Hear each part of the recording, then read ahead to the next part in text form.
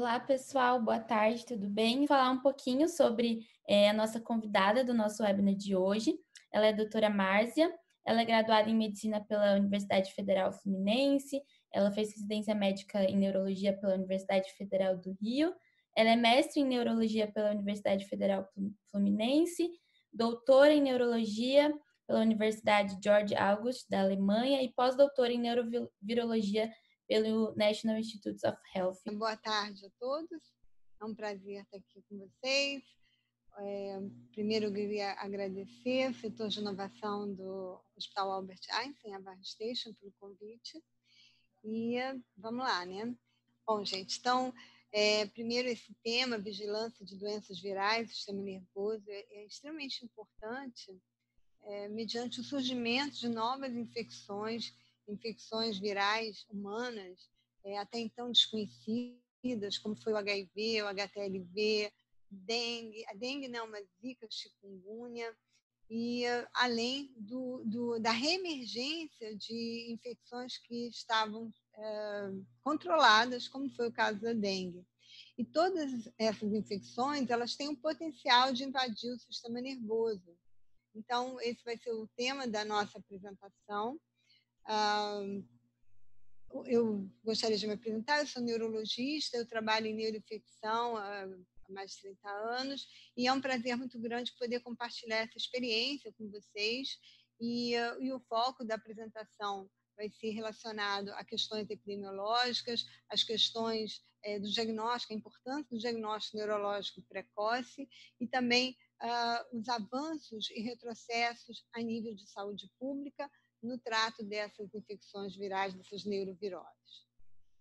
E para começar, lembrando que essas neuroviroses que a gente vai abordar hoje, tanto os retrovírus HTLV como o HIV, os arbovírus dengue, zika e chikungunya, e o coronavírus, o SARS-CoV-2, que é o grande desafio da atualidade, todos eles invadem o sistema nervoso, causam doenças tipo encefalite, meningite, mielite, quadros pós-infecciosos, como a síndrome de Guillain-Barré, encefalites autoimunes. Então, todos eles têm essa capacidade de invadir o sistema nervoso, provocando danos muito sérios, um amplo espectro de doenças neurológicas. E como apoio ao diagnóstico, não poderia deixar do exame do líquido cefalorraquidiano. Esse exame é fundamental porque o líquido está revestindo o sistema nervoso e a gente pode, através dessa avaliação, tanto detectar a presença de um processo inflamatório, que vai nos ajudar no diagnóstico, a determinação do agente etiológico e a exclusão de outros agentes que poderiam causar doenças semelhantes. Então, é importante uma avaliação de rotina da celularidade, proteína, glicose, lactato e microbiologia sempre, considerando nos processos inflamatórios agudos e também quando aquela doença ela evolui de forma subaguda e crônica, aí a gente tem um outro apoio, que seria a avaliação de índice GG e banda, que demonstram também um processo inflamatório, mas já em nível subagudo ou crônico. A banda oligoclonal ela não é específica da esclerose múltipla e pode ocorrer em doenças inflamatórias infecciosas. A gente vai ver isso porque, nesse caso, essa banda, essa fração oligoclonal, é relacionado a um antígeno que a gente conhece, diferente da esclerose múltipla, é o antígeno viral que desencadeou a produção dessa banda oligoclonal. Em relação à imunologia específica, tanto GG, IgM específico e a própria avaliação de produção de anticorpo dentro do sistema nervoso. Eu tenho como avaliar se aquele anticorpo que foi encontrado no líquor, ele realmente foi produzido no líquor. E isso, em muitas situações, tem relevância diagnóstica. Por outro lado, a biologia molecular, que realmente foi um grande avanço nos últimos anos, décadas, não só detectando, amplificando fragmentos virais, você tem como quantificar, e o sequenciamento, que você determina a sequência de nucleotídeos daquele vírus e, com isso, tem uma série de utilidades a nível terapêutico, desenvolvimento de vacinas, enfim, estudos epidemiológicos. Então, a gente vai ter alguns exemplos a seguir. Então, o líquido cefalorraquidiano, também chamado líquido, é extremamente importante como apoio ao diagnóstico dessas condições. Só lembrando, esse método síntese intratecal de anticorpo é um método que não é feito de rotina no nosso país, e sim em outros países na Europa.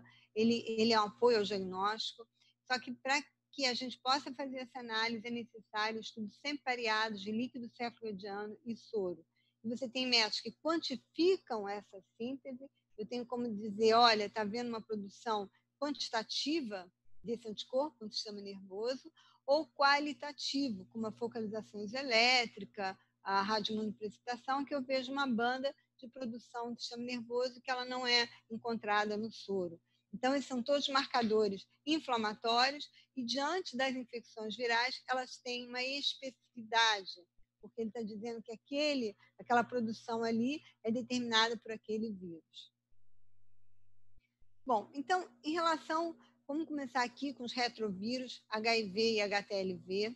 Ambos os retrovírus, eles têm uma característica interessante. Primeiro, o RNA, no seu material genético, e tem uma enzima chamada transcriptase reversa, que é o HIV e o HTLV.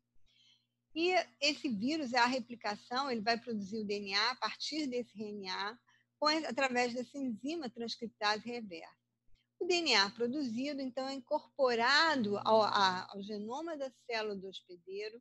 E é interessante, no caso do HIV, que é o vírus da imunodeficiência, ele provoca a destruição do linfócito, destruição da célula. E com isso, o que vai acontecer? Vão surgir quadros de imunodeficiência com infecções oportunistas e neoplasias. Diferente do HTLV, ele, ao se incorporar ao genoma, ele induz uma proliferação celular e aí surgem as doenças inflamatórias crônicas e algumas neoplasias do tipo linfoma e leucemia. Então, o mecanismo é um pouco diferente.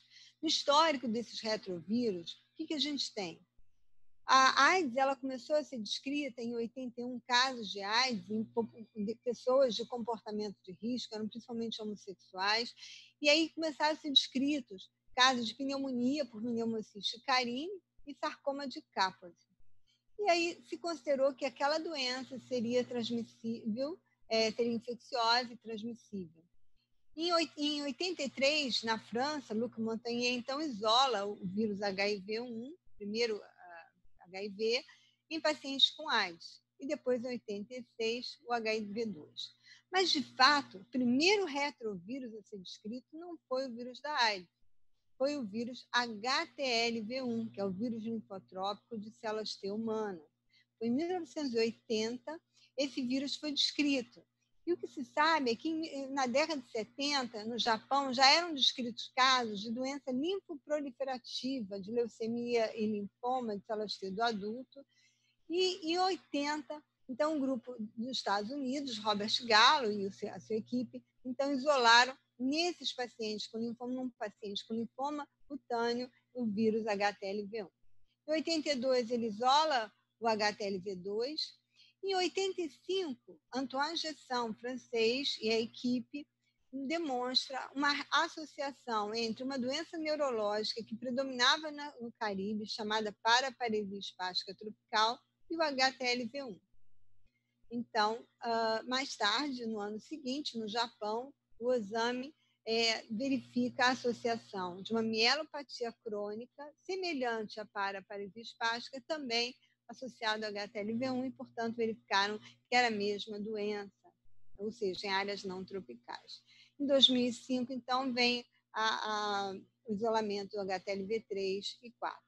Então, esse, vamos dizer assim, é histórico. HTLV-1 foi o primeiro retrovírus humano a ser isolado.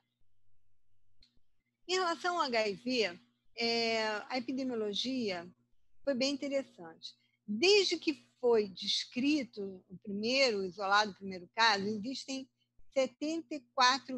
praticamente 75 milhões de indivíduos foram infectados pelo HIV no mundo até hoje, ou seja, em torno de 37 anos, sendo que ocorreram 32 milhões de óbitos por conta da AIDS. O Brasil, em 2017, ele teve 42 mil casos novos de HIV, com 37 mil de AIDS, numa proporção de 18 para 100 mil habitantes. O HIV a infecção, a AIDS é de notificação compulsória no nosso país desde 96. E em 2014, também o portador de HIV passou a ser de notificação compulsória. Então, é bem interessante. Nos últimos 5 anos, a gente tem uma média de 40 mil casos de HIV por ano tem sido descrito. É uma política pública que tem funcionado com um grande empenho, com grande sucesso.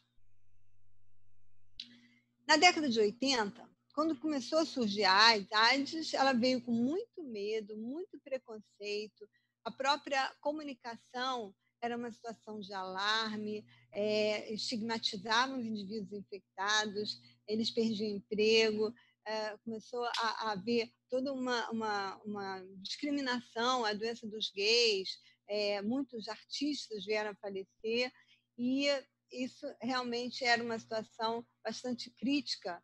E, nessa ocasião, em 87, eu, como residente, comecei a atender pacientes com AIDS, com complicação neurológica, e daí a gente fez esse estudo, que foi até o meu motivo de mestrado, em que nós avaliamos pacientes internados no Hospital do Fundão de 85 a 89, e do total, 26% apresentavam sintomas neurológicos. E das manifestações, a mais séria, a mais frequente era a toxoplasmose cerebral, seguida pela neurocriptococose, a demência do HIV e a meningite tuberculose. Quando o paciente desenvolvia um quadro neurológico, era um sinal de péssimo prognóstico, que a grande maioria, 90%, evoluíam para o óbito em 6 meses. Então, esse trabalho teve uma grande importância na ocasião, ele foi publicado em 91, e hoje, o que a gente espera, né? O que a gente sabe em relação à situação da manifestação neurológica? Com o uso dos medicamentos, houve uma redução. Porém, antes disso, eu gostaria de lembrar que o vírus ele tem um grande neurotropismo, ele é encontrado no líquor, no tecido cerebral, ele causa desde manifestações neurológicas as mais variadas, tanto por ação do próprio vírus, como a demência do HIV, a mielopatia vascular, a meningite asséptica ocorre na fase bem inicial da infecção, infecções oportunistas, como aquelas que eu já havia comentado, virais e não virais, neoplasias, linfoma metastático, sarcoma de Kaposi metastático e manifestações neuromusculares que variam desde neuropatia periférica até as miopatias. E o que surgiu, além dessas manifestações, foram os distúrbios neurocognitivos associados ao HIV, provavelmente por ação do HIV, uma vez que, com o medicamento, a doença se tornou uma doença crônica. O uso do medicamento profilaticamente, precocemente, diminuiu bastante a incidência e a gravidade dessas infecções oportunistas no sistema nervoso central, exceto a neurosífilis, que vem emergindo de uma forma geral. E em relação aos quadros neurológicos, esses, mesmo com uma melhor situação imune do indivíduo, mesmo com a carga viral zerada, têm ocorrido ainda manifestações por ação do vírus.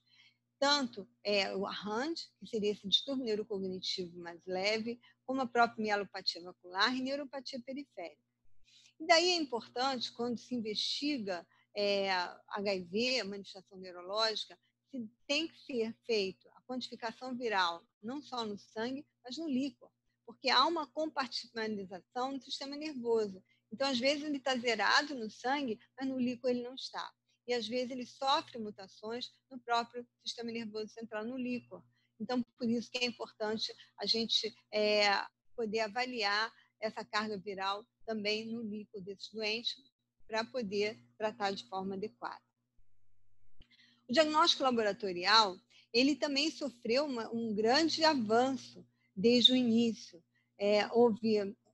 Nós tivemos 4 gerações de mini-ensaio, evoluiu tanto em relação à sensibilidade, os testes se tornaram mais sensíveis, específicos, facilitando o diagnóstico mesmo durante aquela fase inicial, que a gente chama de janela imunológica, quando o doente ainda não tem os seus anticorpos durante a infecção, a prima infecção. A carga viral também foi extremamente importante no plasma, no líquor, como acompanhamento terapêutico desses doentes, quando você consegue zerar a carga viral, se acredita um sucesso terapêutico, reconstruir o sistema imune. E o sequenciamento do genoma é extremamente importante, porque ele facilitou avaliar. O HIV ele sofre muitas mutações. Então, por vezes, há uma resistência a medicamento, e aí você pode reintroduzir um novo medicamento quando ocorre essa resistência medicamentosa. O antígeno P24, um diagnóstico na fase inicial, e o acompanhamento com linfócito CD4 é fundamental. Em relação ao tratamento do HIV, também houve uma evolução extremamente importante ao longo dos anos. O AZT foi logo introduzido em 1987, e de 87 a 94 surgiram novos inibidores da transcriptase reversa, e aí vem que começam a surgir casos de resistência a esses medicamentos, e vem a terapia combinada em 95 a 96 com inibidores de protease. Em 1996, o medicamento é distribuído gratuitamente aos pacientes aidéticos no SUS. E, por fim, em 2013, tratamento para todos, inclusive os portadores HIV, não só aidético, mas já numa fase bem inicial, o que diminuiu, aqui no Brasil, em 15% a mortalidade. Ou seja, melhorou a imunidade, diminuiu a transmissão, diminuiu a frequência dessas infecções oportunistas, como tuberculose. E, por fim, nesse ano, já começa a ser descrito no mundo casos em que se acredita que haja a cura do HIV. Esse aqui é um relato de São Paulo, da Unifesp, pesquisadores da Unifesp, mas já existiam outros relatos no mundo de vacina, enfim, e associação aos medicamentos antirretrovirais, falando em cura. Então, você vê como que evoluiu todo o tratamento, o diagnóstico do HIV, como foi importante, e certamente essa é uma política pública que é modelo a nível mundial, a política em relação ao HIV. Na contramão do HIV, a gente tem o HTLV1. O HTLV1, ele, como eu disse, foi isolado em 1980 e não é uma infecção de notificação compulsória. A gente acredita que existem 5 a 10 milhões de casos no mundo. Existem áreas, clusters de alta endemicidade, ele predomina na América Central, na América do Sul, na África subsaariana, no Sudeste do Japão, no Oriente, em alguns países, mas não houve um estudo mundial sobre a prevalência real do HTLV1. Por outro lado, o Brasil é o país com o maior número absoluto de casos. Também é estimado em torno de 850 a 2 milhões e meio de casos aqui no nosso país. E a doença neurológica, não se sabe, existem inúmeros estudos de série, mas como não é de notificação compulsória, a gente não sabe o dado real. A doença neurológica, ela, inicialmente, a doença que foi descrita era uma paraparesia espástica, né? Em 10 anos, metade dos pacientes já estão restritos à cadeira de rodas, e, além disso, é acompanhado de alterações sensitivas, dormências e extremidades, pela neuropatia que acompanha, e bexiga neurogênica. Mas, além dessas manifestações neurológicas de evolução lenta, é uma doença inflamatória desmielinizante, muitas vezes é associada a outras doenças inflamatórias, como o caso que a gente pôde relatar há alguns anos atrás, em que o paciente era um paciente que fez uma mielite aguda. Aqui a gente vê a medula espinhal com um processo inflamatório, uma desmielinização dessa medula, com lesão na ponte, no tálamo e na substância branca do cerebelo. Se não bastasse essa lesão pegando todo o neuroeixo, o paciente ainda apresentava alterações inflamatórias nos gânglios da raiz dorsal, no músculo, na glândula salivar, na hipófise, suprarrenal e no fígado. Quer dizer, então, é uma doença inflamatória multissistêmica, isso é descrito, esse tipo de alteração. Não é a maioria dos pacientes, mas pode acontecer. E, além disso, hoje em dia se acredita que a doença não seja só restrita à medula espinhal, que em 50% a 80% dos pacientes têm lesão de substância branca encefálica, como esse caso aqui, inclusive lesão bitemporal, em que essa doente, além disso, ainda tinha tiroidite, Hashimoto, uveíte, nefrite e acabou evoluindo para o óbito. Então, você acredita, e do ponto de vista de exame, ela já apresentava alterações neurocognitivas leves, como distúrbio de atenção e de memória. Então, se acredita que a lesão acometa todo o neuroeixo, mas mais evidentemente a nível de medula espinhal. O diagnóstico, só lembrando, além desse quadro de paraparesia, você tem que ter um anticorpo no líquor e no sangue para fechar o diagnóstico de certeza de mielopatia associado ao HTLV1. Nós acompanhamos pacientes no Hospital Gafreguinli e dessa avaliação de 47 pacientes, nós observamos que 40% tinham uma evolução rápida, o que na literatura se descreve em torno de 20%. Então, a gente não pode ficar preso àquela ideia de que a doença, só existe a doença lentamente progressiva. Você tem formas que têm uma evolução rápida, e pelo nosso meio a gente está vendo com uma elevada frequência. Um outro aspecto que nos chamou a atenção é que esses pacientes demoravam em torno de 6 anos, a média, desde o início dos sintomas até chegar ao diagnóstico. Então, até encontrar um serviço de atendimento médico que tivesse condições de realizar o diagnóstico, esse paciente ficava rodando com esses sintomas sem diagnóstico. O diagnóstico laboratorial, ele depende de exames.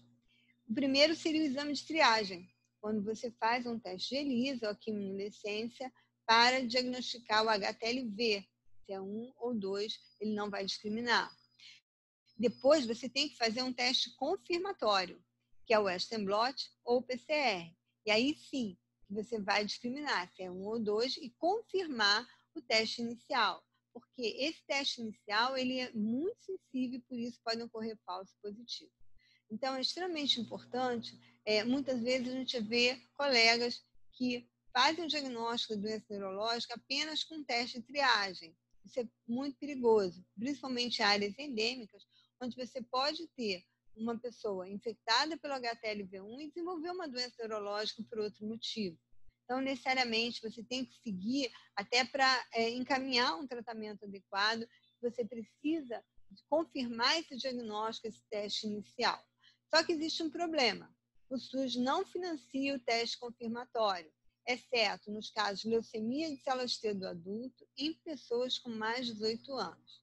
Então, isso dificulta bastante aquela história, dado epidemiológico sobre Hunter-SP, porque muitas vezes o diagnóstico não é feito, porque você não tem a testagem necessária para fazer a nível de serviço público.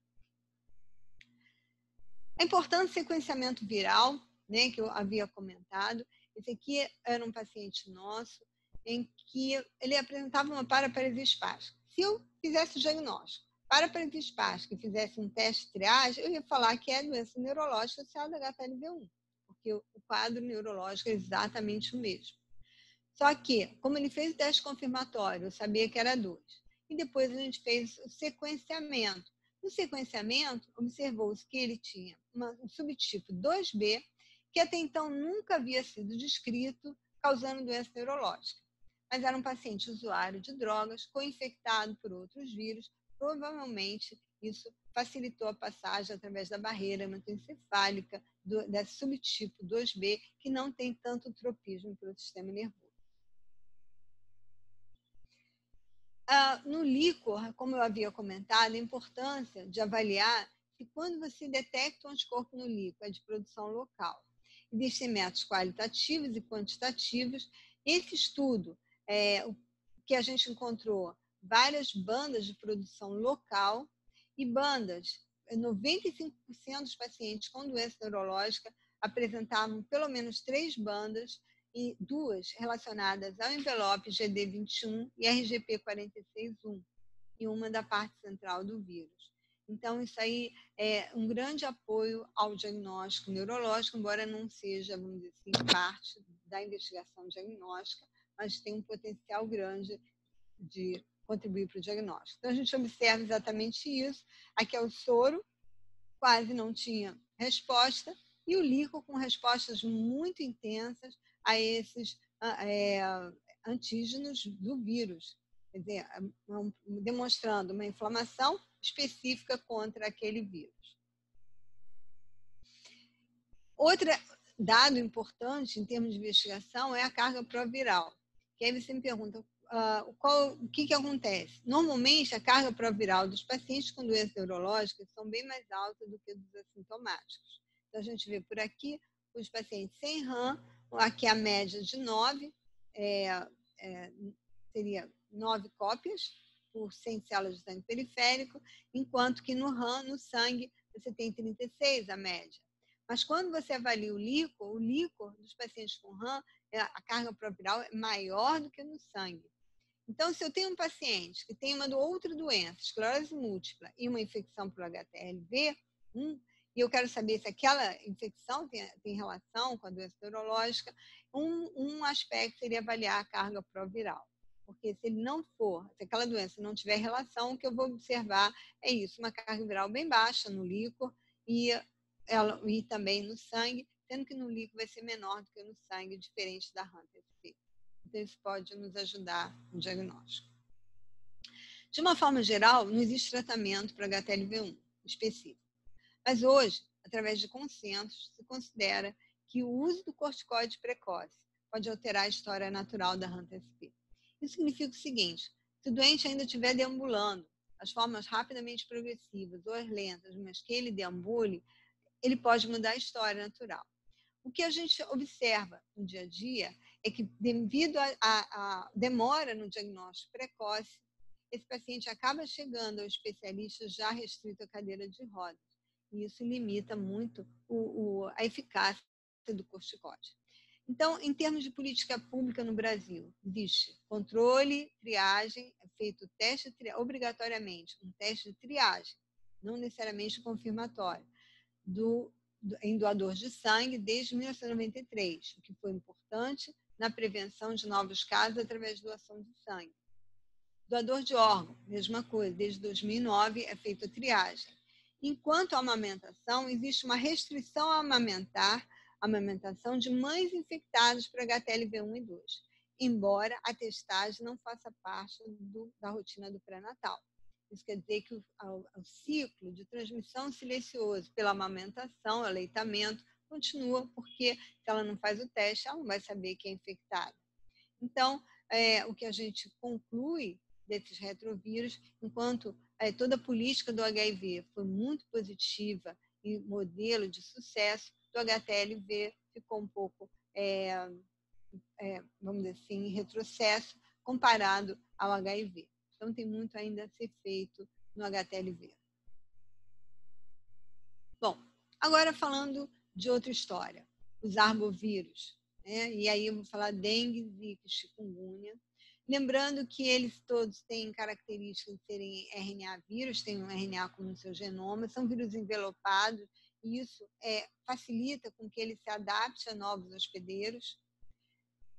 E o que a gente tem é que o dengue e zika são vírus da família Flaviviridae, gênero Flavivírus, enquanto chikungunya pertence à família Togaviridae, gênero Alfavírus.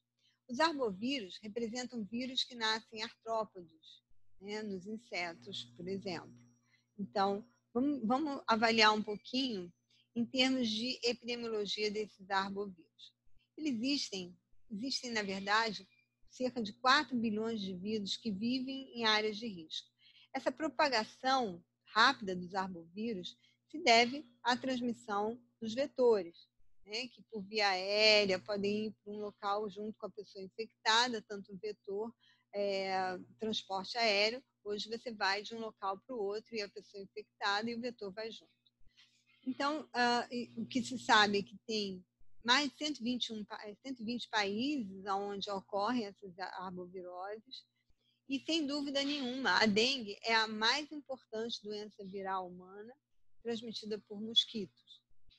A dengue, alguns acreditam que ela chegou no Brasil no século XVI, em Recife, e outros já dizem que chegou no Rio de Janeiro em 1800 alguma coisa, causando epidemias desde então. E a dengue, o que se sabe é que você tem em torno de 100 milhões de casos novos por ano. Mas, na verdade, existe muito mais. Por quê? 25% dos casos são sintomáticos. Isso quer dizer que você deve ter muito mais do que 100 milhões de casos por ano, né, de dengue. Existem 5 sorotipos, 4 já estão circulando no Brasil. Em relação ao chikungunya, o primeiro caso isolado foi em 52, na Tanzânia, na África, e daí ele se propagou para o mundo. Ele chegou ao Brasil, alguns acreditam que houve um primeiro relato em 2010, mas de fato ele chegou em 2014, e a partir daí o chikungunya tem causado inúmeras epidemias, e o que se sabe é que 70% dos indivíduos infectados apresentam sintomas e cerca de 16% vão desenvolver doença neurológica. Em relação à dengue, a gente tem que em torno de 1 a 20% dos infectados vão desenvolver doença neurológica. E em relação à Zika, a Zika foi descrita na floresta de Zika, em Uganda, em macacos rezos, em 1947, depois de 52 em humanos.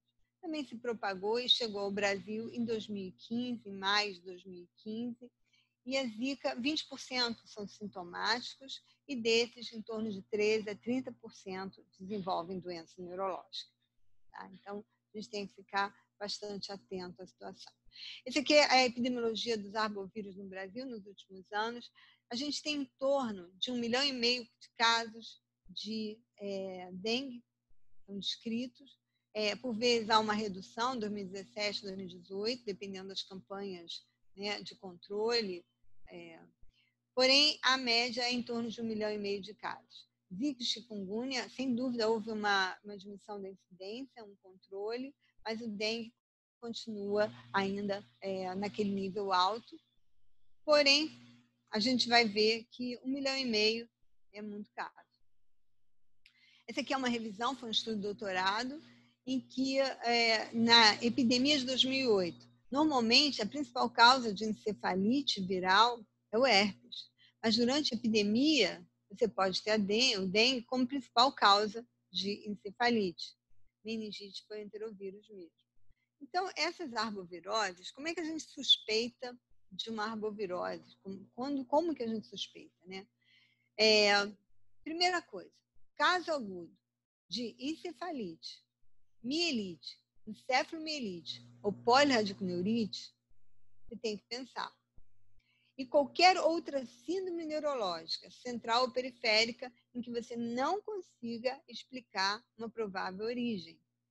Isso quer dizer, pacientes com neuromielite óptica, pacientes com encefalite autoimune, neuropatias. Então, você deve pensar em pacientes que tiveram essa instalação aguda, chama atenção para arbovirose, tem que prestar atenção. E de 2015 para cá, em 2016, inclusive, foi declarado pela OMS uma situação de emergência do Zika, pela presença das inúmeras malformações congênitas, que a microcefalia foi uma delas, a principal, a primeira a ser descrita, mas o fato é que o vírus, o Zika, ele infecta a célula precursora do neurônio, podendo causar inúmeras malformações, lisencefalia, artrogripose, hidrocefalia, atrofia cortical, enfim. Então, diante de todas essas situações, como que a gente confirma o diagnóstico dessa arbovirose?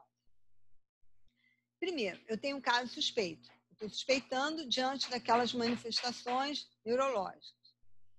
Primeira coisa, que seria, vamos dizer, o padrão ouro, é a detecção do vírus, ou por isolamento ou PCR, ou antígeno, tanto no tecido, no sangue, no líquido, ou qualquer líquido corporal.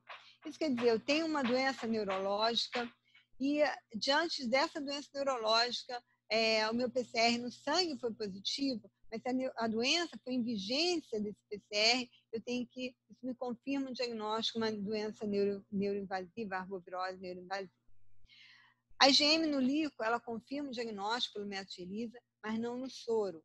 Se eu tenho IgM no soro reativo, eu tenho que fazer um outro teste, que é o teste de neutralização de anticorpos, pela possibilidade de reações cruzadas entre flavivírus ou mesmo falso positivo. Tá? O outro aspecto é o aumento de 4 vezes o título da IgG entre amostras pareadas no soro, um intervalo de 10 a 21 dias, e a soroconversão. Era o paciente que na fase aguda ele era IgM negativa e depois ele passa a ser um IgM positivo. Então, isso me confirma o diagnóstico dessa arbovirose neuroinvasiva. Esse aqui é um estudo que a gente realizou, também é um trabalho de doutorado, em que nós estudamos tanto a questão imunológica e molecular, testes imunológicos e moleculares, para verificação de pacientes, de amostras colhidas de 2014 a 2016 de pacientes com suspeita de infecção viral ou quadro pós-infeccioso para a presença de dengue, zika e chikungunya. E o que a gente observa é que nós encontramos 31% confirmados de arbovírus, 5 eram casos de dengue e 6 chikungunya. A grande maioria eram casos de encefalite, mas também tivemos 2 de Guillain-Barré, neurite, polineuropatia e mielite, e até mesmo síndrome da neuromielite óptica, do espectro da neuromielite óptica, e foi um paciente que eu acompanhei. A maioria foi confirmado por PCR no líquor, e nós, além desses 11 casos, tivemos 2 casos, um de encefalite, outro de mielite, em que o PCR foi negativo, a IgM foi negativa no líquor, mas eles apresentavam a produção intratecal de anticorpo para dengue. O que pode ter acontecido é que a IgM, já nessa fase, já havia negativado, o PCR também, e o que acontece é que a produção intratecal ela permanecia ainda positiva e possivelmente como marcador, embora não faça parte do critério diagnóstico atual. Então, esse aqui foi um trabalho que a gente publicou na Neurology, mostrando a associação entre a síntese intratecal, anticorpo antidengue e mielite, e agora, mais recentemente, a síntese intratecal num paciente com chikungunya, tá? Encefalite chikungunya com distúrbio cognitivo. Bom, e agora a gente vai para aquele grande, mais recente desafio da ciência, que é o SARS-CoV-2, ou coronavírus. São vírus desse grupo coronavírus. Eles têm uma estrutura morfológica, ele é um RNA vírus, ele produz proteínas estruturais do envelope, proteínas de núcleo capsídeo também, e essa espícula, que seria, vamos dizer assim, um local onde sofreu mutações, que tornou ele, aumentou a afinidade dessa espícula ao seu receptor, ao local de ligação com o receptor celular. Então, com isso, tornou esse vírus muito mais transmissível do que outros coronavírus. Os primeiros casos, então, foram anunciados em 21 de janeiro de 2020 pela OMS, em 31 de dezembro começaram a surgir casos de pneumonia, etiologia desconhecida em Wuhan, na província de Hubei, na China, e até 3 de janeiro já existiam 44 pacientes, e aí, em 7 de janeiro, se isolou esse vírus como um novo coronavírus, o coronavírus da síndrome respiratória aguda grave. E se a gente imaginar que em 9 meses, daqueles 44 casos, hoje no mundo, existem 30 milhões de casos, realmente é um número assustador, sendo que quase 1 milhão de mortes no mundo em 9 meses. E o Brasil tem um número muito considerável. Se a gente imaginar que em dengue nós temos 100 milhões de casos novos no mundo e no Brasil 1,5 milhão por ano, aqui a gente tem 30 milhões de casos no mundo e o Brasil tem 4,5 milhões de casos de coronavírus.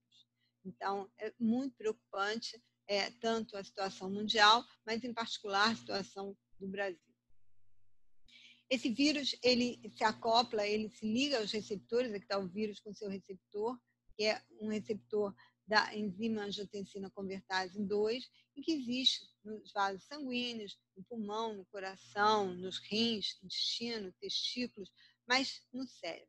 E a invasão pode ocorrer tanto por ação direta, pela via do nervo olfatório, ou pela circulação, pela corrente sanguínea. E, de fato, a neuropatogênese ela é muito complexa, porque ela envolve ação direta do vírus, ele consegue invadir o sistema nervoso, ele já foi detectado no sistema nervoso, existe o processo inflamatório exacerbado, a tempestade de citocinas pró-inflamatórias, que também facilita a ruptura da barreira hematoencefálica, lesa a célula do sistema nervoso, lesa músculo esquelético, endotélio, que faz parte da membrana da barreira hematoencefálica e hematolicórica, facilitando a passagem do vírus.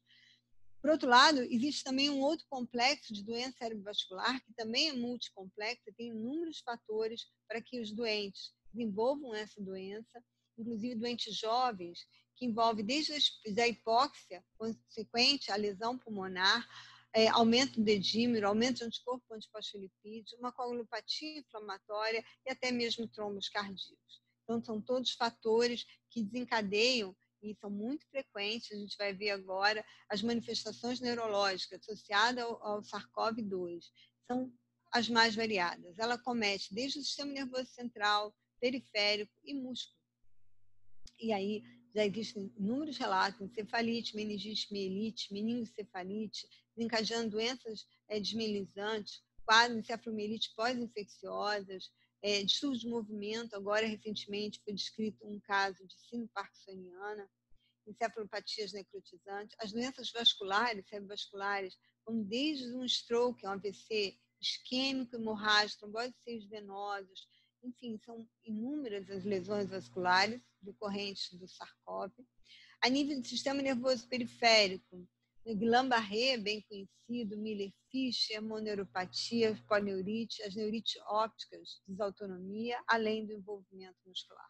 Então, ele, como os demais vírus, podem acometer qualquer parte do sistema nervoso central ou periférico, além do sistema vascular, cardiovascular. Um aspecto importante, que é desafiador para um neurologista, para o médico, que vai atender esse tipo de paciente, intensivista, é quando ele se torna confinado ao sistema nervoso central. Ele consegue chegar ao sistema nervoso central sem provocar nenhum outro tipo de alteração, ou pulmonar, ou enfim, cardíaca, e aí você tem que ficar muito atento para esse quadro, porque o quadro neurológico vai ser a única manifestação da doença. Como nesse caso, que foi logo descrito, uma encefalite associada ao Covid, era uma mulher de 40 anos, diabética obesa, que procurou o médico com febre e síncope. Aí foi logo admitida, fizeram um swab nasofaríngeo, que foi positivo, e no líquor ele foi positivo também. O paciente melhorou e acabou tendo alta. A questão do líquor, nem sempre você encontra tanta positividade como nos arbovírus. Isso porque esses quadros são muito variáveis, nem sempre você tem o quadro neurológico por ação do vírus, e sim por outras alterações, como alterações imunológicas, alterações vasculares. E aí você não vai encontrar mesmo o líquor, o vírus no líquor, através do PCR.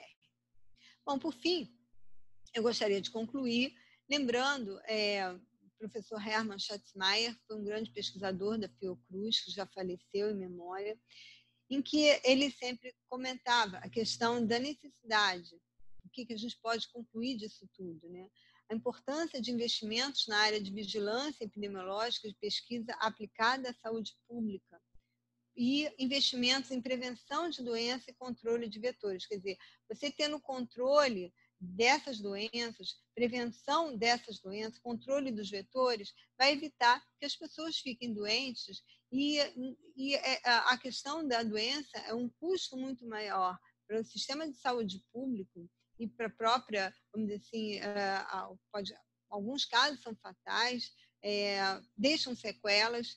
Então, sem dúvida, investimentos em prevenção e deve ser feito, e melhoria da infraestrutura do setor de saúde pública são etapas fundamentais necessárias nessa questão da vigilância. E lembrando aí 30 anos de SUS, e que, com todas as dificuldades, é um modelo até internacional. Bom, por fim, eu gostaria de agradecer ao longo da minha jornada profissional a tantas pessoas, enfim, tive apoio de inúmeras instituições de pesquisa, tanto nacionais, internacionais, lembrando o doutorado ainda na Alemanha, com apoio do governo alemão, o pós-doutorado nos Estados Unidos, no NIH, com apoio do governo americano, e, sem dúvida, agradecer a todos os profissionais que estiveram ao longo da minha vida. Tenho que agradecer muito, eu conheci professores de notório saber, de grande conhecimento, que muito serviram de modelo, em especial, aqui no Hospital do Fundão, Laboratório de Líquor, lembrar dois profissionais extremamente importantes da minha vida profissional, o professor José Mauro Peralta, tem sido um grande colaborador nesses últimos 18 anos, e também o professor Marcos Freitas, que foi meu primeiro professor de neurologia desde o 4º ano, e foi titular da UF, é titular da UF em neurologia. E lembrando também os alunos que me acompanharam, tanto na UFRJ, da pós-graduação da DIP, como da Unirio, os alunos da Escola de Medicina e Cirurgia, que têm sempre uma atividade muito lúdica, trabalhar com alunos de graduação. Então, obrigado a todos vocês que estão me ouvindo. Estou aqui à disposição para perguntas. Muito obrigada, doutora Márcia, pela excelente aula que nós tivemos aqui. A gente tem aí mais 10 minutinhos até a gente terminar a apresentação, então, caso vocês tiverem alguma pergunta, podem ficar à vontade. Não sei se alguém tem alguma dúvida, porque realmente são muitas infecções. Eu acho que se a gente pensar, né, desde o início, HIV, quem acompanhou o início do HIV também foi desesperador. O HIV ele foi um marco, assim, eu acho que foi a grande doença do século XX, porque eram situações desesperadoras, algumas pessoas até se suicidavam quando tinham esse diagnóstico de HIV, né? Então, a partir daí, até não se podia mais liberar o resultado se não tivesse uma confirmação, uma nova amostra, todo um cuidado na liberação desse teste. Sem dúvida, foi um grande marco na história do século XX, como eu acho que o SARS-CoV-2 está sendo um marco aí, e a gente espera não ter outros no século XXI. Realmente, o grau de transmissibilidade dele ele está mudando toda uma história, né? Está sendo um desafio muito grande para todos nós, mas eu acho que quando há um interesse governamental, um interesse político, você vê que internacional também, que não foi só Brasil, foi todo o interesse governamental no controle, como evoluiu o HIV em termos de tratamento, diagnóstico. Então, hoje as pessoas sobrevivem com HIV e não é mais, vamos dizer assim, tão uma situação fatal, né? Eles passaram a ter uma doença crônica. Esse é um aspecto. Ele passa a ser uma doença crônica e não mais aquela doença aguda que morria em poucos meses. E eu me lembro que no início, na década de 80, era muito triste, assim, porque os doentes rapidamente evoluíam com atrofia de musculatura temporal, ficavam com aquele estado de caquexia, alteração da cor da pele. Então, era uma situação muito crítica mesmo, né? E isso houve um controle ao longo dos anos. São 37 anos, né? E com controle importante. E aí você vê como, quando o sistema de vigilância ele funciona, como o próprio homem é capaz de controlar essas doenças emergentes, que muitas decorrem da própria atividade humana, né? De alteração de nicho ecológico, e, enfim, é isso, gente. Sim, nós tivemos aqui alguns comentários, né, no chat. A Milena comentou, muito boa essa abordagem que a senhora tinha apresentado sobre o HTLV, pois ainda é uma doença negligenciada. Também aqui, a Gina, ela falou assim, agradeço pela excelente aula e gostaria de pedir que repetisse o percentual de quadros neurológicos em casos de dengue, por favor. Em torno de 1 a 20%. É claro que, assim, isso é geral, né? É claro que, por exemplo, nós tivemos 30% de casos neurológicos porque a gente pegou pacientes com suspeita de infecção viral. Então, a gente teve até uma frequência maior, mas, é claro, a gente colocou dengue e chikungunya, mas, de uma forma geral, a gente varia de 1 a 20% de pacientes com doença neurológica. E, assim, deve ser pensado em dengue em áreas endêmicas ou em indivíduos viajantes provenientes de áreas endêmicas. Você deve pensar, porque a dengue acomete o sistema nervoso. O que eu acho interessante é quando veio Zika e começou a se falar em Guillain-Barré, mas, na verdade, a dengue também causa Guillain-Barré e ninguém lembrava disso, né? Que a dengue é uma causa de síndrome de Guillain-Barré. Chikungunya é uma causa de síndrome de Guillain-Barré. SARS-CoV é uma causa de síndrome de Guillain-Barré. Então, todas essas podem ocasionar o próprio HIV também. Então, não é, vamos dizer assim, porque é uma doença autoimune. E o que acontece é que, muitas vezes, o contato com o vírus desencadeia uma produção de anticorpos que ele confunde o antígeno do tecido nervoso, uma parte do tecido nervoso, como se fosse o vírus. E aí, em vez de ele agredir o vírus, ele vai agredir o sistema nervoso. Então, por isso que a gente tem essas doenças, né? Seja central ou periférica. Ele vai agredir a mielina do sistema nervoso periférico, o próprio organismo. Então, por isso que a gente fala próprio, imune. Certo. E qual é a pergunta? Tinha uma outra pergunta. É do David. David, eu já ativei seu áudio, pode perguntar. Oi, doutora Márcia. Muito obrigado pela palestra, foi bem legal. A minha pergunta ela é referente a novas arboviroses. Eu queria saber o que a senhora acha, o quão preparado nós estamos com relação ao surgimento de novas arboviroses. Por exemplo, o Zika, um dia, ele foi uma doença que não se esperava que desse, que desse esse surto aqui no Brasil, né? E então, já se sabia da existência do vírus, mas não se esperava o surto. E acho que talvez outros casos, tipo o West Nile também, seria um caso parecido com isso. Mas eu gostaria de saber o que a senhora acha, o quão preparado nós estamos para combater um novo surto de um novo arbovírus que possa vir a surgir, como aconteceu com o Zika. Acho que a sua pergunta é muito boa. Primeiro, o Zika, o que acontece com esses vírus é que, ao longo dos anos, eles podem sofrer mutações, né? A gente vê o HIV toda hora sofre mutação, mas esses vírus também sofreram, alguns deles sofreram mutações, e com essas mutações eles se adaptaram a novas espécies, ao próprio ser humano, né? E aí eu acho que nós, de fato, a grande questão aí, a conclusão dessa apresentação é exatamente isso. A gente precisa se preparar para a emergência de novos arbovírus ou de novos vírus emergentes, que podem ser não só arbovírus, mas qualquer tipo de vírus, tanto os retrovírus são por transmissão sexual, os arbovírus, sim, pelos artrópodes vetores, que não houve esse controle ainda, né? Quer dizer, existiu um controle do vetor por muitos e muitos anos, de repente você perde esse controle do vetor, e aí ele vem e trazendo não só essa, como outros arboviroses emergentes. E a questão do SARS-CoV seria pela própria via respiratória. Então, eu acho que nós não estamos preparados, mas eu acho que ainda tem tempo de mudando esse conceito em investimentos a nível de controle mesmo, de medicina preventiva, que é uma coisa que se falava já muito desde a época que eu estava na faculdade. Vamos investir na medicina preventiva.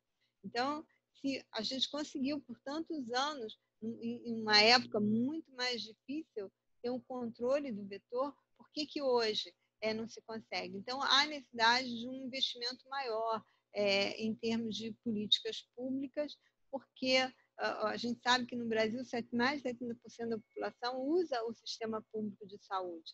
Então, isso é um fato, isso é real, e precisa desse sistema funcionando. Então, a gente não tem, eu acho que a gente ainda não está preparado, não. Por outro lado, quando você fala West Nile, também existe uma outra característica, que é a resistência da população. O vírus do West Nilo, a gente sabe, ele causou uma epidemia grande em Nova York. A gente já esperava que chegasse ao Brasil há mais de 10 anos, né?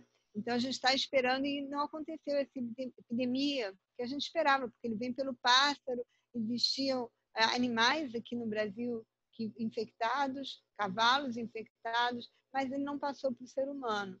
Isso pode ser por uma questão de uma imunidade cruzada com o próprio vírus da dengue ou com outro vírus, e que a gente tem alguma resistência, vamos dizer assim, a esse vírus, que certamente já andou circulando por aqui também, né?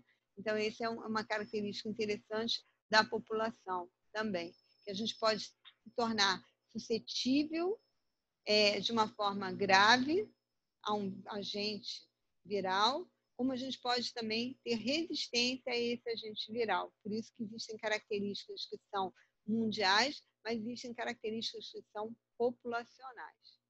Obrigada pela pergunta, David. Obrigada também pela resposta. Seguindo aqui, o Nilcivone, ele também tem uma pergunta para fazer. Parabéns aí Bom. pela sua palestra. Eu sou médico, sou hematologista e patologista clínico aqui em Goiânia, né? E como você, eu vivi todo o drama da AIDS quando nós ainda chamávamos o vírus HIV de HTLV3, né? Isso, eu nem quis entrar nesse mérito para não confundir. Era o apelido dele, HTLV3. Porque foi o terceiro, né? E lidamos também na nossa especialidade com muitas doenças, né, causadas pelos HTLVs, aí, a leucemia, linfoma T do adulto e outras aí. Mas a minha pergunta é outra. Atualmente, nós temos um laboratório que nós trabalhamos em vários hospitais aqui em Goiânia, e um dos hospitais é um hospital de neurologia, né? E atualmente nós estamos pensando em implantar uma metodologia para pesquisar vários patógenos assim no líquor, e entre eles dengue e outros vírus, né? Então eu queria saber se a senhora tem experiência sim de usar algum dispositivo que pesquisa vários agentes numa única rodada na mesma amostra. Na verdade, a gente tem mais do que um dispositivo. Primeiro, a gente tem o próprio PCR multiplex. PCR multiplex. O multiplex você pode pegar, inclusive, vários sorotipos, né? A gente tem alguma experiência, sim, em relação a isso, porque o multiplex ele simplifica. Por exemplo, você vai estudar o vírus da dengue, você já bota ali o sorotipo 2, 3, 4, que tem diferente peso molecular, e você já sabe qual foi amplificado, se foi do 1, do 2, ou se foi 1 e 2, enfim. Então, o próprio PCR multiplex, vamos dizer assim, convencional, já te indica isso. E hoje se está falando muito na metagenômica, né? Metagenômica que seria também, você poderia amplificar, você cria uma biblioteca, mais ou menos você faz aquela extração, transforma em DNA, e com aquilo você vai ter uma biblioteca de vírus conhecidos, sequências virais conhecidas, depois você vai lá, o vírus que você amplificou, às vezes até mais do que um, e vai comparar aquela sua biblioteca conhecida. Então, a metagenômica, eu acho que hoje é uma das últimas, vamos dizer assim, novidades, né, e avanços em termos de detecção viral. Certo. Ok, então vou analisar isso aqui, ver o que é viável para nós. Tá certo. É importante. Obrigado, então, professor. Esse assunto é até uma pergunta que a Carla colocou aqui no chat, né? Se você vê a possibilidade da metagenômica ser implementada na saúde pública em algum momento e servir como controle epidemiológico. Ela comentou aqui no chat. Eu acho que essa sua pergunta é ótima, muito boa mesmo. A gente mesmo está com um projeto em metagenômica em líquor. E eu acho que seria extremamente importante, porque você consegue detectar vários tipos de vírus, né? Você pode pegar retrovírus, pode pegar arbovírus, Então, isso ia simplificar, e principalmente estudos moleculares, que você já ia ter uma tendência. Bom, eu sei que o mais prevalente aqui na minha região é dengue ou arbovírus, então você pode detectar inúmeros tipos virais. Eu acho que isso é viável, seria muito interessante desenvolvimento em saúde pública. Isso é feito em universidades públicas, né? Essas metodologias são feitas nas universidades públicas. Então, eu acho que isso implementar na saúde pública seria extremamente importante. Nós tivemos aqui também mais uma pergunta do Márcio, e ele falou sobre o sequenciamento de nova geração, né, que é uma técnica que tem sido cada vez mais utilizada na área infecciosa, e ele perguntou qual é a sua experiência com essa técnica e em que situações podemos lançar mão deste exame.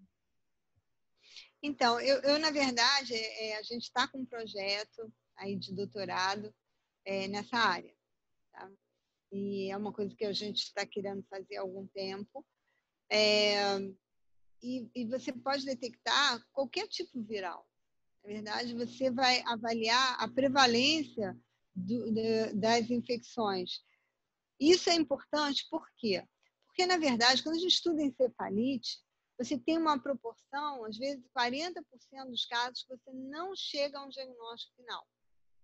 Você estuda os agentes mais comuns, por exemplo, eu vou investigar, vou fazer um multiplex, eu quero investigar herpes, citomegalo, eu quero investigar enterovírus, eu quero investigar arbovírus. Você investiga tudo e, mesmo assim, 30%, 40% você não chega àquele agente etiológico. Então, a metagenômica, ela, nesse aspecto, ela poderia esclarecer muitos casos que você não tem o diagnóstico, vamos dizer assim, que não entra dentro daquelas infecções virais mais comuns. E isso varia de 30% a 40%, em estudos europeus até 60%. Não é só no nosso meio, não. Isso é a nível mundial. Você não consegue detectar o agente etiológico, tanto na meningite, que a gente chama de meningite asséptica, né? Como na própria encefalite também. Você tem um grande número de casos em que a gente investiga e não chega a uma conclusão. Então, a metagenômica poderia, com certeza, esclarecer bastante esse tipo de situação, que são as infecções virais do sistema nervoso, principalmente central, de etiologia desconhecida. Obrigada pela resposta. Espero que tenha respondido aí, Márcio. E partindo já para o final, né, temos a última pergunta aqui, que é a da Cíntia. Ela diz: parabéns, doutora Márcia, excelente apresentação. Aproveitando para lembrar dos 30 anos de implementação do SUS, seria possível imaginar um país continental como o Brasil, sem os programas de controle de HIV/AIDS e programas de vigilância epidemiológica para essas doenças emergentes e reemergentes? Não entendi. Tem esses programas? Não. Definitivamente, eu acho que o programa do AIDS foi um programa de sucesso, que o Brasil tem que se orgulhar. E como esse, eu particularmente, eu penso sempre positivo, né? Como eu acho que ele serve de modelo para que outros programas sigam esse caminho e sejam de sucesso também. Então, a gente espera que, no futuro, controle de arbovírus siga um caminho como seguiu o programa de AIDS, medicação gratuita, desenvolvimento de novas técnicas, os testes são distribuídos, você tem vários centros de referência para fazer testes, então a coisa funciona muito bem. E eu acho que esse deveria ser o modelo, mostrando que o SUS é capaz, o SUS brasileiro é capaz de ter grandes programas de controle e prevenção de doenças. Então, o que a gente tem é que seguir este modelo, para HTL, para arbovírus. SARS-CoV, eu acredito que ele já vai seguir esse modelo, né? Eu acredito, né? E, enfim, eu acho que a gente precisa ter essa ideia do Sistema Único de Saúde e manter esse sistema único, porque isso é um orgulho para o nosso país. A gente tem um sistema público que dê equalitário, de igualdade de direito a todos os cidadãos brasileiros. Então, eu acho que esse é o nosso alvo, eu acho que é o que a gente realmente quer, o que o povo deseja, e a população e a classe médica, que a gente tenha um excelente sistema de saúde público igual para todos. Com certeza, com certeza. E, bom, é isso. A gente chegou ao fim desse webinar. Mais uma vez, obrigada por ter aceitado o convite de estar participando aqui com a gente. Obrigada a todos que ficaram até o final. Obrigada mais uma vez, doutora. E nos vemos numa próxima oportunidade, viu? Eu agradeço a todos e pela atenção e pela oportunidade. Obrigada. Tchau, tchau, pessoal. Até mais.